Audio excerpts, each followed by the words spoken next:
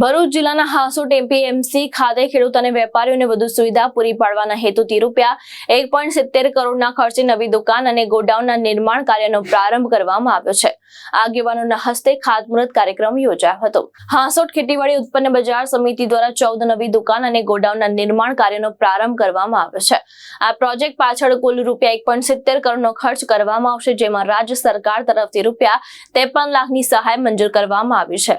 ખાતમુહૂર્ત પ્રસંગે હાંસોટ તાલુકા પંચાયત પ્રમુખ વિશાલ પટેલ, જિલ્લા પંચાયતના શાસક પક્ષના નેતા મગન પટેલ, હાંસોટ તાલુકા ભાજપ પ્રમુખ આનંદ પટેલ, એપીએમસીના મહાદેવ પટેલ સહિતના આગેવાનો ઉપસ્થિત રહ્યા હતા।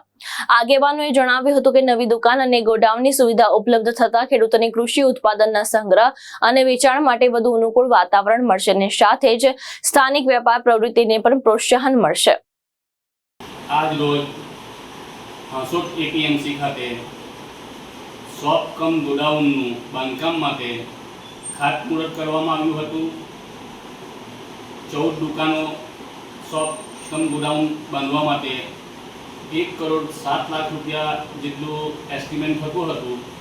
તેમાં 53 લાખ જેટલી રકમ ગુજરાત સરકાર તરફથી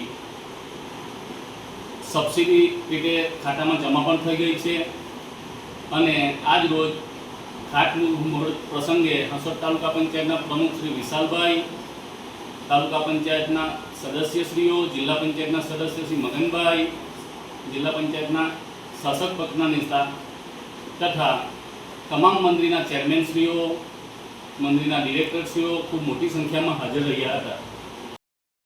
ધર્મેશ રાણા, દ્રષ્ટિકોણ ન્યૂઝ, અંકલેશ્વર, ભરૂચ।